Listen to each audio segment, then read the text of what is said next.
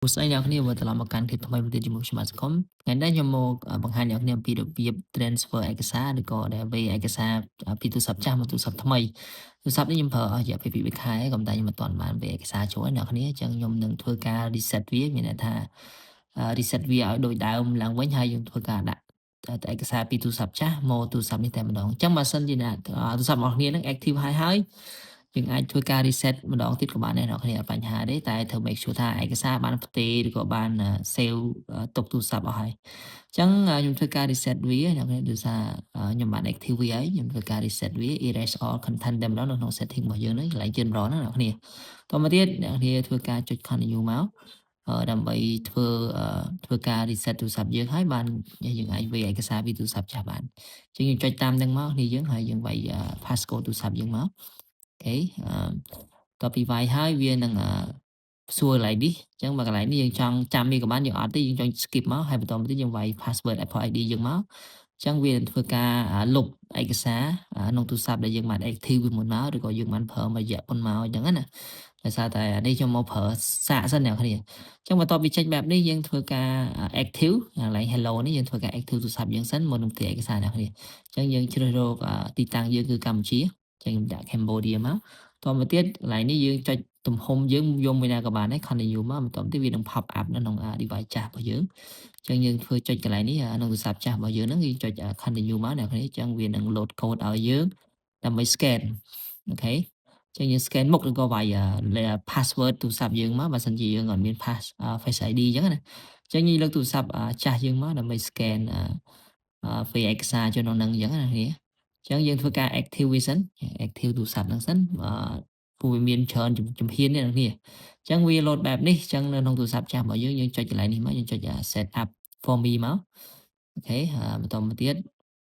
យើងចុច password ទូរស័ព្ទចាស់របស់យើងក្នុងទូរស័ព្ទថ្មីមកដើម្បីធ្វើការ active ទូរស័ព្ទហ្នឹងហើយអញ្ចឹងវានឹង load ចេញជាបន្តបន្ទាប់នេះគ្នាអញ្ចឹងវាច្រើនដែរច្រើនតង់ដែរអ្នកនាងអញ្ចឹងកន្លែងនេះវាឲ្យ set up SIM អញ្ចឹងខ្ញុំមិនទាន់ set up ទេអ្នកនាងខ្ញុំធ្វើការចុច set up ពេលក្រោយតែម្ដងព្រោះទូរស័ព្ទនេះ eSIM ហ្នឹងអ្នកនាងអញ្ចឹងយើង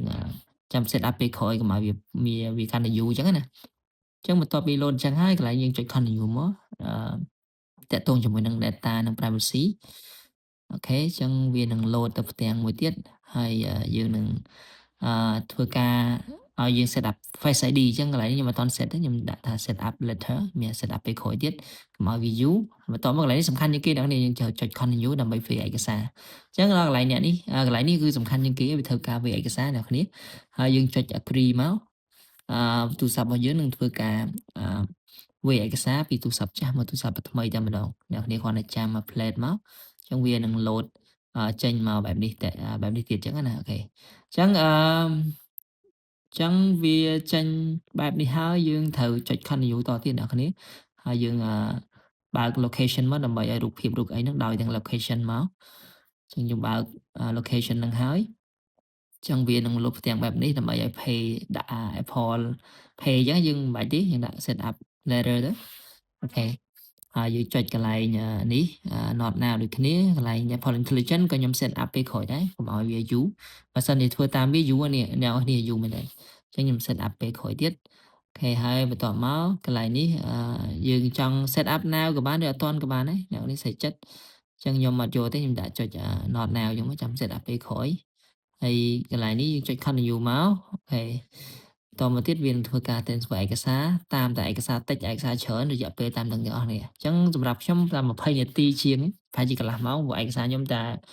128 G ទេបន្តមកទៀតវានឹងធ្វើការ transfer complete បន្ទាប់ពីយើងចាំរយៈពេលកន្លះម៉ោងអីចឹងទៅហើយទូរស័ព្ទថ្មីរបស់យើងនឹងវាមិន load បែបនេះអញ្ចឹងយើងធ្វើការអូសទៅវាឡើងលើទៅយើងបាយ passcode របស់យើងមករងចាំវាតិចទៀតវាចេញហើយចឹងចំណែកទូរស័ព្ទចាស់របស់យើងវិញយើងមានជម្រើសពីរយើងគួរតែលុបឬក៏អត់អញ្ចឹងយើងចុច continue មកអញ្ចឹងខ្ញុំអត់ទាន់លុបទេខ្ញុំចុចយកពាក្យថា not now កន្លែងនេះអត់ទាន់ erase វាទេអត់ទាន់លុបវាទេទុកប្រើសិនដើម្បី make sure ថាមាន Facebook ឬក៏ Telegram ឬក៏កុងធនាគារអញ្ចឹងណាព្រោះពេលខ្លះយើងទូរស័ព្ទថ្មីដឹងស្រាប់ហើយអ្នកនរគ្នាឥឡូវមានបញ្ហាដូចជា Telegram អីចឹងយើងអត់ទាន់អាចលុបចោលសិនបានហើយយើងទុកសិនអញ្ចឹងយើងអត់ទាន់ erase មានន័យថាលុបទិន្នន័យទាំងអស់នេះចេញទេខ្លាច login កម្មវិធីដូចជា add eSIM add អីហ្នឹងកុំឲ្យពិបាកជាពិសេស Telegram អញ្ចឹងហ្មងហើយធនាគារដូចគ្នាដែរអ្នកនរគ្នាអញ្ចឹងវាចេញមកហើយអ្នកនរគ្នាអញ្ចឹងយើងធ្វើការបើកវាមកឲ្យវាយ password មកវានឹងឲ្យយើងទាមទារឲ្យយើង set up ទៀតអញ្ចឹងណាអញ្ចឹងយើងគ្រាន់តែចុចតាមនេះមកវាធំងឹតទេកន្លែងនេះអញ្ចឹងខ្ញុំចុច continue ធម្មតាហ្នឹងហើយវាចប់អស់ហើយអ្នកនាងវាឯកសារឲ្យអស់ហើយអញ្ចឹងយើងចុចset up letter ក៏បាន continue ឲ្យcontinue ក៏បានទាក់ទងមួយ Face ID អញ្ចឹងណាព្រោះវាចង់ឲ្យយើងមានសុវត្ថិភាពអញ្ចឹងណាហើយកន្លែងនេះគឺApple Pay ក៏ខ្ញុំ skip ដែរកន្លែងនេះខ្ញុំ skip ទៀតទៅចាំ set up ពេលក្រោយក៏បានដែរ Camera Control នេះក៏ skip ដែរcontinue មកអញ្ចឹងរួចហើយតែប៉ុណ្្នឹងរួចហើយអ្នកនាងអញ្ចឹងវាយើងអាចប្រើបានដែរទូរស័ព្ទនេះក៏ប៉ុន្តែយើងត្រូវចាំរយៈពេលប្រហែលជា1ម៉ោងអីទៀតក៏កន្លះម៉ោងទៀតឲ្យវា download កម្មវិធីច្រើនអញ្ចឹងណាព្រោះមាន Facebook មានអីកម្មវិធីច្រើននេះយើងត្រូវ download មិនមែនតែប៉ុណ្្នឹងឯងហើយទេអញ្ចឹងយើងចាំឲ្យវា download កម្មវិធីចប់យើងអាចប្រើបានហើយអញ្ចឹងវីដេអូថ្ងៃនេះមានប៉ុណ្្នឹងទេអរគុណសម្រាប់ការតាមដានទស្សនាជួបគ្នាវីដេអូក្រោយ